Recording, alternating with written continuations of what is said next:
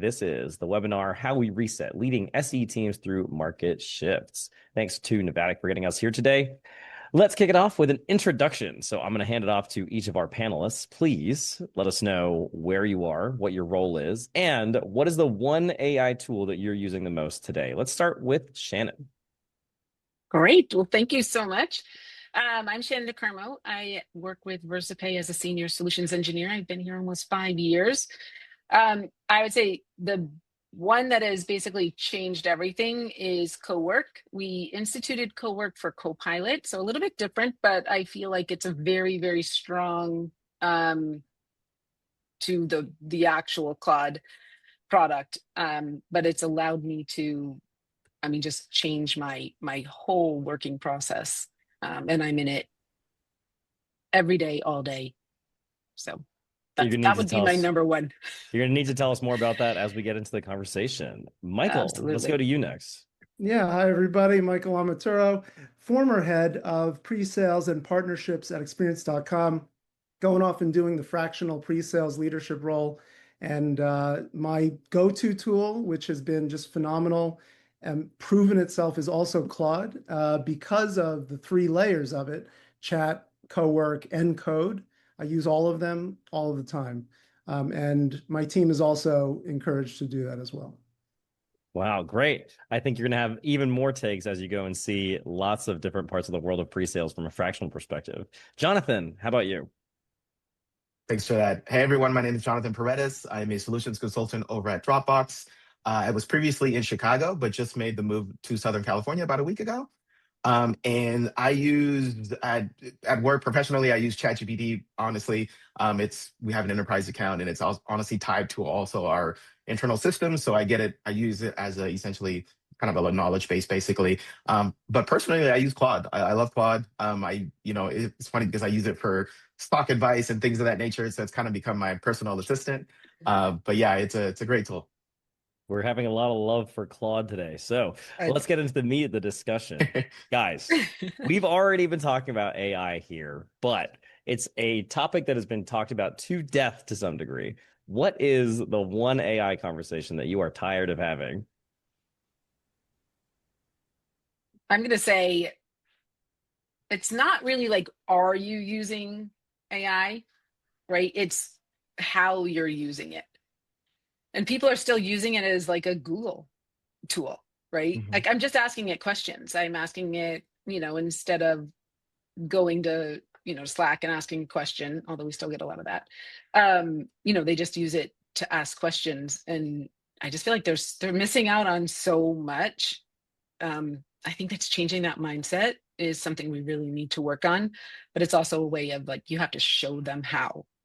Right? Show them all the examples of what they can do. And then they can, kind of light bulb moment, be like, oh, can I do this? Can I do this? So I'd say for me, I think that's the biggest one. It's not about it's how are you using it? Yeah, I'll echo that, because what I wrote down in my notes immediately came to mind was, instead of asking, what's your prompt? People should be asking, what's your workflow? The prompt is the basic, and the anti-prompt message is everywhere, at least in the newsletters and LinkedIn and articles. It's saying everyone should move away from just using it as a chatbot. But I think the practicality of it is challenging for organizations and individuals. And so it's just going to take some time with the examples, as you said, Shanyn, to just get us doing it. Yeah. For me, I kind of struggled with this one, and funny enough, during my drive, I listened to an episode where the topic really resonated with me.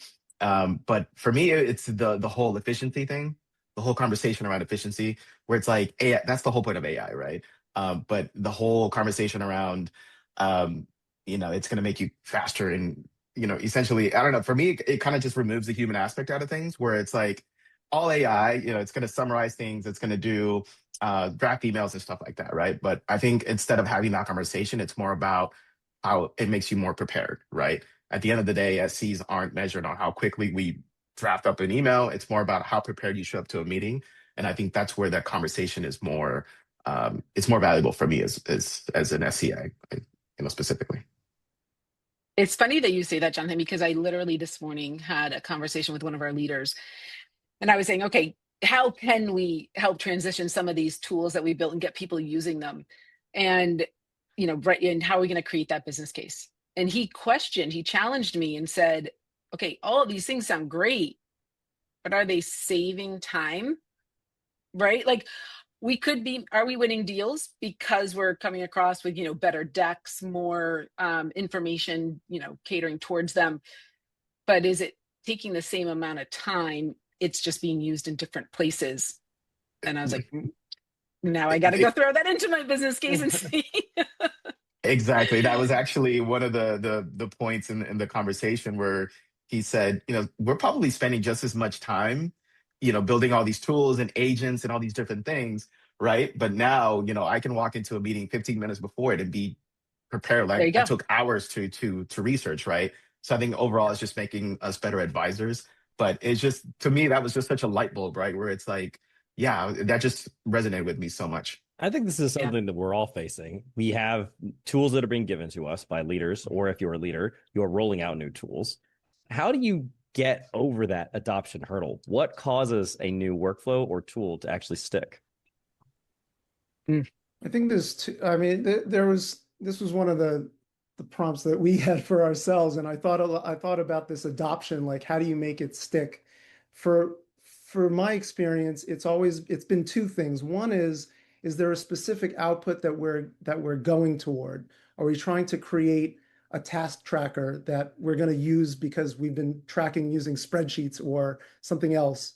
Is it a briefing that we want to do before every sales call that we're all kind of trying to do on our own?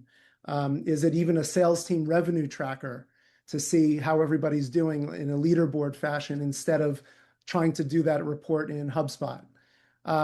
So the specific output has helped, but also uncovering, and I think we talked about this last time, about uncovering ideas from the group.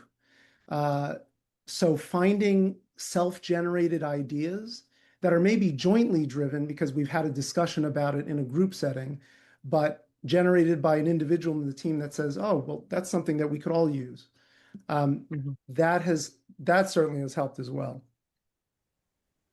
But the one thing that I think we're struggling with now is that, we went through this everybody's tool crazy, right? Every department, they all have their own tools. And guess what every tool comes with? It comes with its own AI. And so then they're all excited about it because, we all do those sales pitches, right? So they told us all about this great AI, all these features, but then it doesn't give the whole story. It only gives the story for that tool. And so now the question is, oh, well, I want to integrate everything else. So now, like for us, like our Salesforce team is getting bombarded because every tool, right? That's where everything lives. They want Salesforce to push all of this stuff out. And we're like, okay, it's one thing if you're pushing it out, but now they want it to push back in. And then, Right. So what I'm trying to do is say, okay, let's step back. Let's meet people where they work, right? Let's pick 3, most 4 tools, and we figure out what information should be fed in between those and which ones really have access to update anything. I think that the updating is the key. You shouldn't really be updating, but being able to consolidate in something like Cowork that has MCPs to all of the different tools. So it's one place that they can go in and they can ask questions and it can pull from all of the different tools. So pushing people more towards that than this fancy AI add-on that they had to pay for with these tools that they bought. Like a strategic overview of how these tools are interacting. That's a great idea. Yeah. There is a bit of a flavor of the day here, isn't there? Because every team wants to adopt a tool. And I've seen this. Pre-sales teams want to adopt pre-sales AI tools. Let's say RevOps teams want to adopt a RevOps AI tool. Marketing team wants to adopt a marketing AI tool. How do you actually recognize when there's a real improvement to be had here, or whether we're just kind of pursuing short-term initiatives? I don't think anybody's wrong in wanting to adopt their tools. I think we go through periods of the big pitches, one tool can't do it all. and then you kind of go back to, yeah, I want a tool that can do it all. I want a one-stop shop.